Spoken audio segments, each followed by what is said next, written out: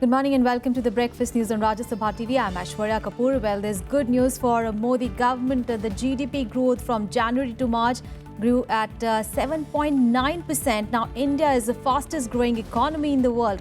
That is the big story this morning. Also, we continue tracking Vice President Mohammed Hamid Ansari's Moroccan visit. We'll get you all the updates on that as well.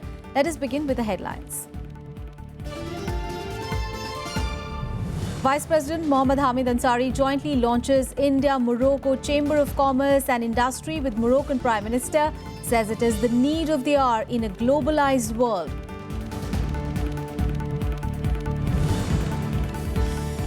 Sushma Swaraj assures Africans in India of their security, however says killing of Congolese youth not a racial crime.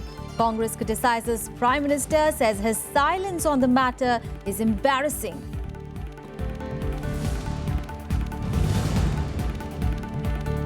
India cements position as world's fastest growing major economy. GDP for fourth quarter of 2015-16 accelerates to 7.9%.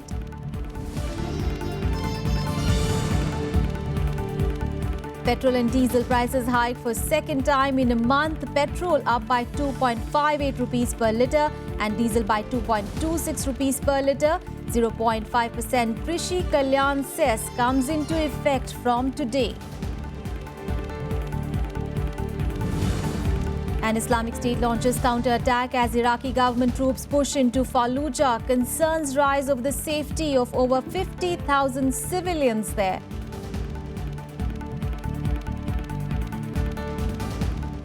Well, the big story, India and Morocco have jointly launched the India-Morocco Chamber of Commerce and Industry. The inauguration was done jointly by Vice President Mohammed Hamid Ansari and Moroccan Prime Minister. On Tuesday, the two countries signed two new MOUs in a bid to strengthen bilateral ties. Here are all the details. Vice President Hamid Ansari and Moroccan Prime Minister Abdelillah Benkirane jointly launching the India-Morocco Chamber of Commerce and Industry in Rabat on Tuesday.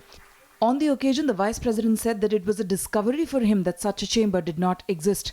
He added that it is the need of the hour in a globalized world.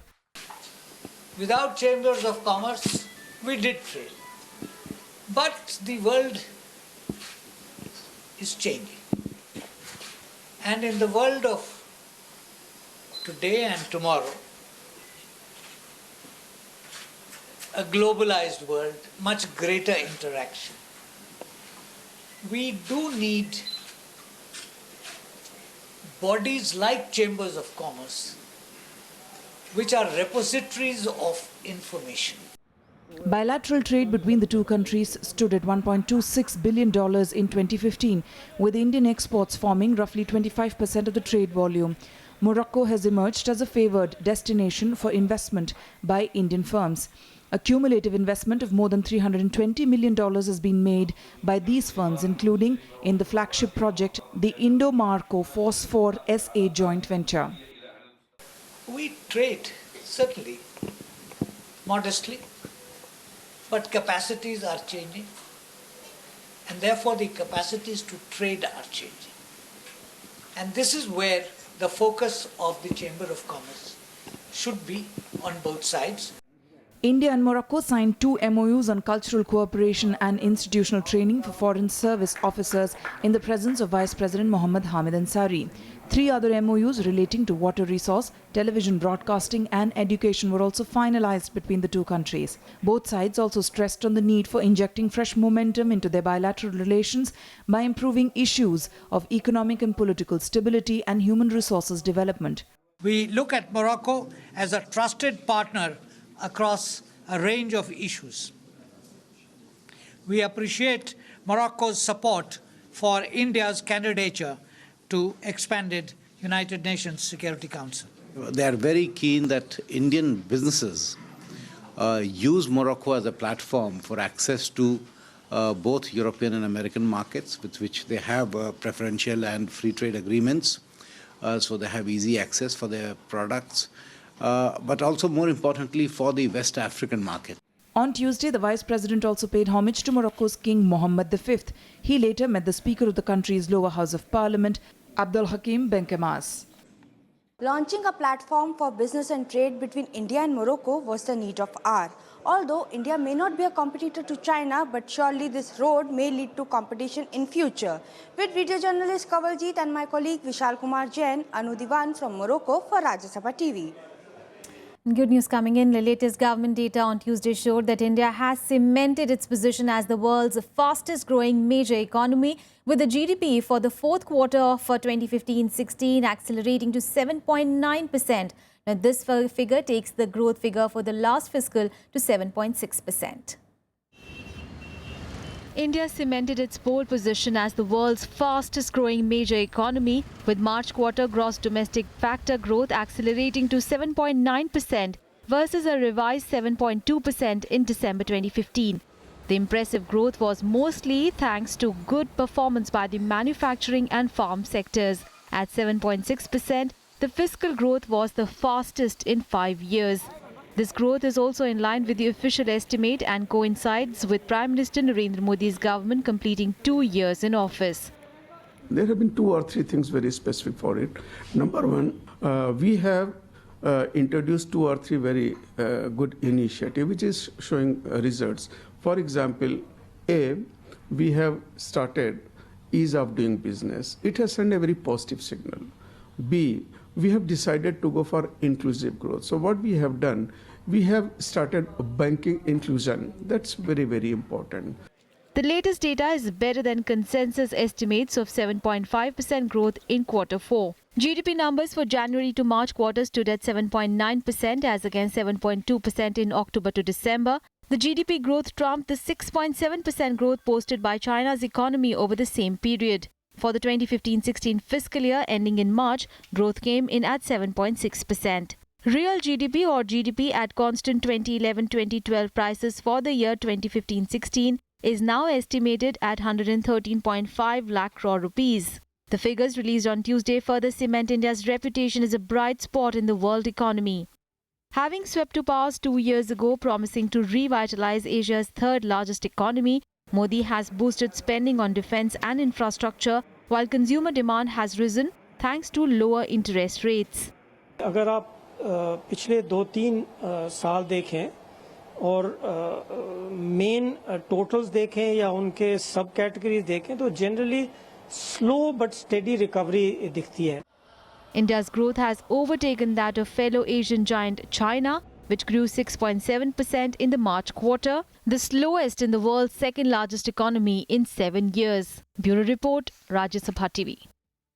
Meanwhile, fuel prices are up again. Now, petrol prices have been hiked by 2.58 rupees per litre and diesel by 2.26 rupees per litre. Now, this is the second increase in rates this month. Petrol will now cost 65.60 rupees per litre in Delhi after the increase, while the diesel will cost 53.93 rupees per litre.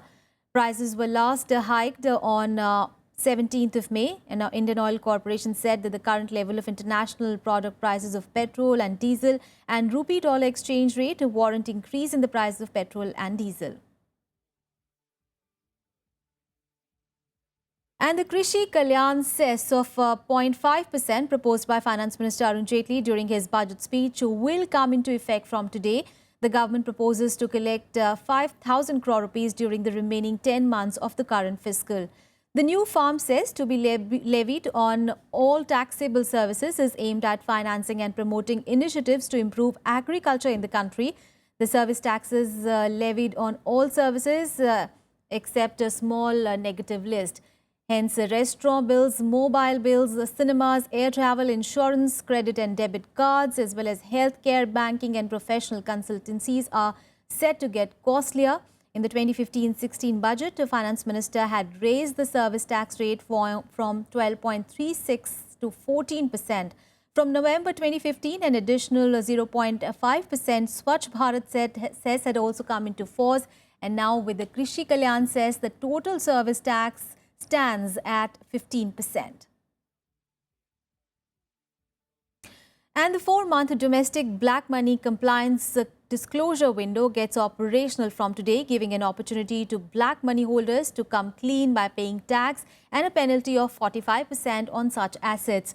The Central Board of Direct Taxes said that the declarants under the scheme have been firewalled against irregular assessments and will enjoy immunity from prosecution under various laws like the Wealth Tax and Income Tax Acts. Under the income declaration schemes, now persons making disclosures of unaccounted assets will be given time up to November 30th to pay tax penalty as well as surcharge totaling 45% at the fair market value. There will also be an immunity from the Benami Transactions Act. Finance Minister Arun Jaitley had warned that people with undisclosed assets should use this declaration scheme if they want to sleep well.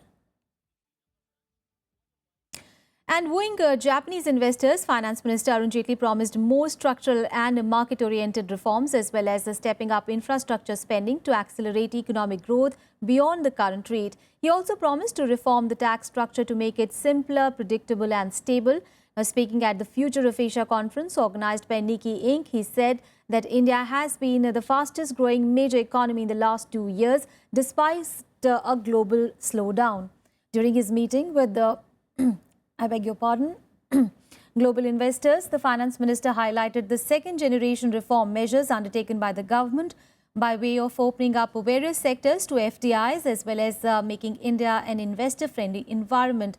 The government is in the process of appointing a chief executive for the NIIF, in which 49% is held by the government and the remaining would be held by private investors.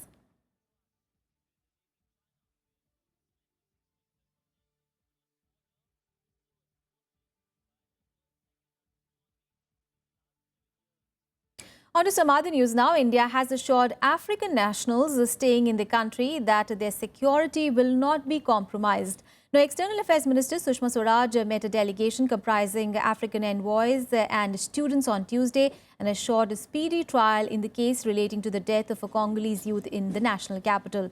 The opposition, however, is now training its guns on the Prime Minister over his silence against the rising cases of alleged racial attacks on the African community.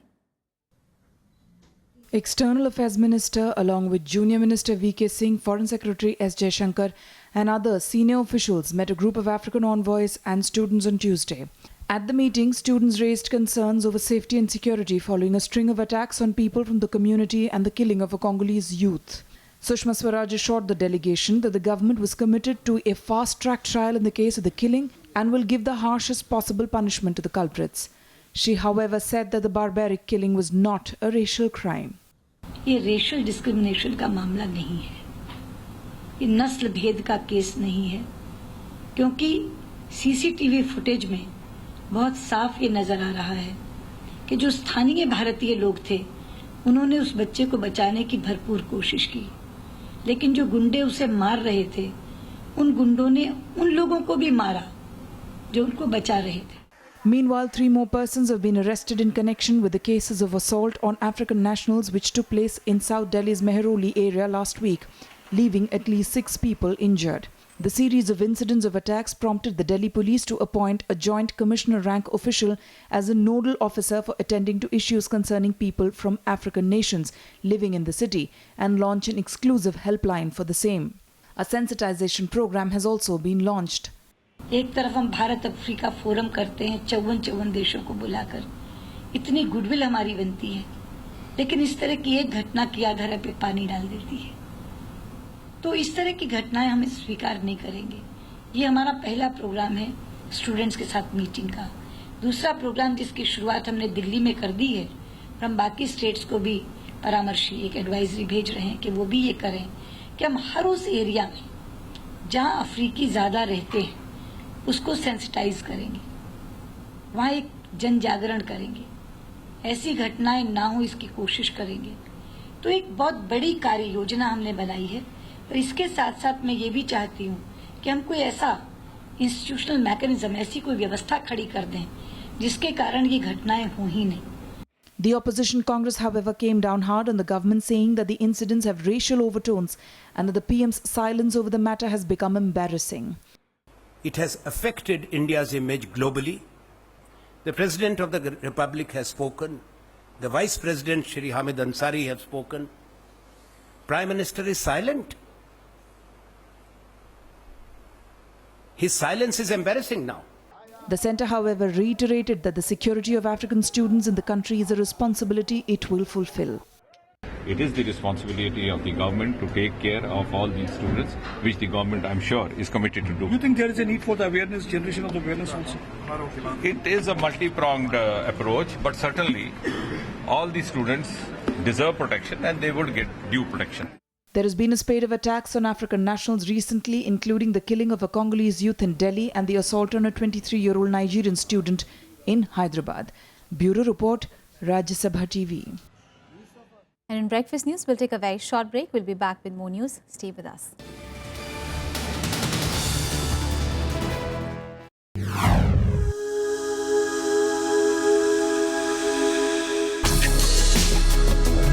Tales that inspire.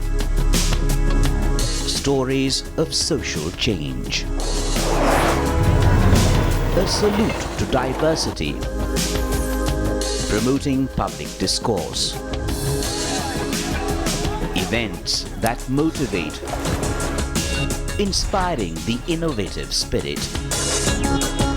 Watch Rajya Sabha television documentaries. Mondays, Tuesdays and Wednesdays at 10:30 p.m.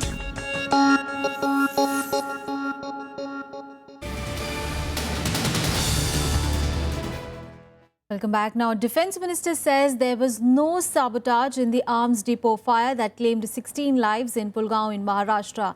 State Cabinet Ministers met the victims and assured speedy investigation into the case of a fire at one of Asia's largest ammunition depots. People in Maharashtra's Pulgaon on Tuesday woke up to a loud explosion with their house shaking, only to witness a massive fire at the central arms depot that killed 16 people on the spot. The intensity of the fire was such that 7 of the victims were blown to pieces. 17 others who were injured are undergoing treatment.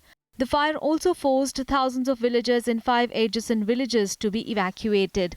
अंगार दिखी थी यहाँ बहुत भारी अंगार चल रही थी अंगार के बाद में थोड़ी देर में ही बहुत बड़ा बॉम्ब स्फोट हो गया बॉम्ब स्फोट होने के बाद हम सब जागे हो गए घरदार छोड़ के हम लोनी की तरफ भागने दौड़ लगे ये 1:30 बजे की घटना है और बहुत जोर से स्फोट हुआ और बाहर मैं तो बहुत आग जलने लगी और बच्चे लेके मैं भागी घर दरवाजा टूटा भीति क्रैक हो गया और माटी के ढेकले हमारे सर पर पड़े. Maharashtra's cabinet ministers visited the victims and promised to bear all hospital expenses. Union Defence Minister Manohar Parrikar, who also visited the hospital, said there was no sabotage involved in the fire, but that the exact cause would be known only after a thorough inquiry. बहुत ही दुर्दैवी इस प्रकार की घटना है. इस आग में हमारे कई लोग वहां पर मृत्युमुखी गिरे शहीद हुए हैं और बहुत बड़े पैमाने पर नुकसान जान और माल का वहां पर हुआ है. सरकार की ओर से जो भी इस विषय को दवाई या जो भी करना है ऑपरेशंस उसके लिए जो भी खर्चा आएगा सरकार उसका वहन करेगी. जो उसका कारण है वो कारण आर्मी की इंक्वायरी कंप्लीट होने के बाद समझ जाएगा. अभी जहां मटेरियल रखा था उसमें एक शेड में हो गया. फायर फाइटिंग के 13 लोग 2 आर्मी के ऑफिसर और 1 जवान मिलकर 16 लोगों ने अपनी जान कुर्बान कर दी और बाकी जगह आग फैलने से बचा दिया. Prime Minister Narendra Modi, who directed the Defence Minister to visit the spot, took to Twitter to express grief over the loss of lives in the tragedy. Congress President Sonia Gandhi and Vice President Rahul Gandhi also expressed shock and deep concern over the incident. This was the 3rd major incident in the Central Ammunition Depot in Pulgaon, one of Asia's biggest ammunition storehouses. Similar incidents had occurred in the past, but no loss of life was reported. Bureau Report, Rajya Sabha TV. More national news now. Here is the Nation Wrap. Prime Minister Narendra Modi has announced that the superannuation age for doctors in the Central Health Service has been increased to 65 years. Prime Minister Narendra Modi had said that there is a need for more doctors across the country. He said that the decision will benefit about 4,000 doctors. Jammu and Kashmir Chief Minister Mehbooba Mufti will file nomination papers for the 19th of June Assembly by poll. She is contesting elections from Anantnag Assembly seat. The Delhi High Court will hear wrestler Sushil Kumar's plea seeking trials for the upcoming Rio Olympics. The court in its earlier hearing had directed the Wrestling Federation of India to resolve the row with Sushil Kumar in connection with the nomination in men's 74 kilograms freestyle wrestling category. Sushil Kumar had sought the government's intervention, claiming that the WFI had violated the National Sports Code by failing to carry out selection trials. The process of admission to various undergraduate courses at the Delhi University begins today, with the vast city for the first time going for an entirely online procedure. The online registration will start at 12 noon and continue till 19th of June. The first cut-off list will be announced on 27th of June and the varsity will release only 5 cut-off lists. The centralized optimal mark recognition form will be available on Delhi University's website. Former Delhi Police Commissioner B.S. Basi has been appointed as a member of the UPSC, a constitutional post with a 5-year tenure. The government cleared his name as the member of the UPSC, which conducts the civil services examination to select IAS and IPS officers, among others. His tenure ends in February 2021. Let's now bring you some international news. The US has warned that the Euro 2016 football championship being held in France next month could be a target of militant attacks. The State Department warned its citizens of a possible summer terrorist attacks in Europe, saying that targets could involve the European Soccer Championship in France, although there was no specific threat information. Euro 2016 Championship is being hosted from 10th of June to 10th of July at various venues. Up to 1 million foreign fans are expected in France for the tournament, which involves the continent's top national teams. Now, concern about the security in Europe has increased since the 13th of November attacks in Paris that left 130 people dead, as well as the March attacks in which 2 suicide bombers struck Brussels airport and a third the city's metro, killing 32 people. I'm not aware of any specific credible terrorist threat around these events or in any particular place in Europe. This alert was issued just as they always are, based on accumulation of information. What we know continues to be an interest by terrorist groups to conduct attacks against Western targets and Americans specifically in Europe. And news from the Middle East, well, the Islamic State has launched a counterattack as Iraqi government troops push into the city of Fallujah. The US-led coalition and Iraqi forces are battling to retake the city from the terror group. Iraqi security tried to enter the city at dawn, but scores of Islamic State fighters attacked them. The army defeated the attackers, but it suffered casualties. Now, the Islamic State fighters are using suicide car bombs, RPGs, as well as snipers to hit back at the Iraqi forces. The most intense fighting took place in Numayya, which is considered to be one of the last strips of land that separated Iraqi forces from Islamic State, the south of Fallujah. Meanwhile, aid workers are increasingly concerned for the safety of 50,000 civilians said to be trapped in Fallujah. Reports speak of people starving to death and of being killed for refusing to fight for Islamic State. Meanwhile, Iraq's parliament meeting has been resumed after it was suspended for a month as the demonstrators took control of the parliament building and its surrounding areas. The parliament is now seeking support for Fallujah's military operation. دعم البرلمان العراقي كممثلين عن الشعب دعما سياسيا لتلك القوات نراها ضمن واجبنا الوطني. أكدنا هذا الدعم وسنبقى مساندين للقوات المقاتلة ضد الإرهاب. On to some sporting action now, and fans spent more time looking at the murky Parisian sky than watching tennis, as the French Open organizers were accused of not caring about the players after the event was disrupted by more rain on Tuesday. The inability to play undercover proved costly for top women's seeds Agnieszka Radwanska and Simona Halep, now fourth-round losers in the only two matches that were completed on day 10. Fans were left wet and miserable at a soggy Roland Garros on Tuesday, but not as drenched or depressed as Agnieszka Radwanska after the world number 2's French Open hopes fizzled out following a monumental meltdown against Svetlana Pironkova. Second-seeded Radwanska led 102nd ranked Svetlana Pironkova 6-2, 3-0 when play was halted on Sunday. Pironkova turned the tables on Tuesday and completed a 2-6, 6-3, 6-3 victory. Obviously, I thought a lot about the match because, the score was set in 3-love, but it was actually a tight match. Because it's strange, but I feel very good. So, obviously, the time came, and right now I show that actually I'm feeling in a good form.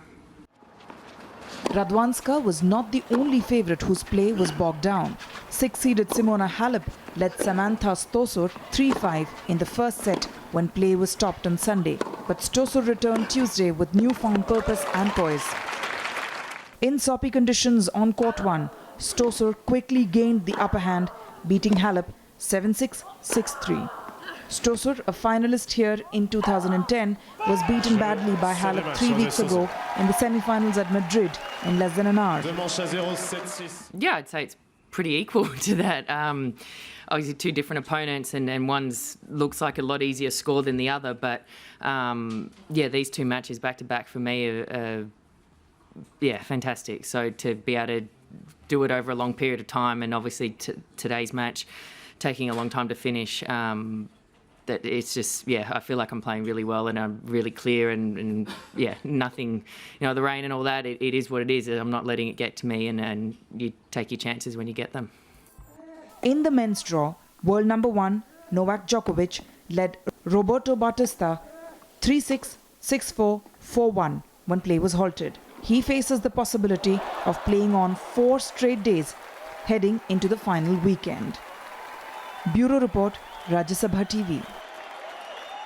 Well, that's it from me and my team in this edition of Breakfast News. Thanks so much for watching.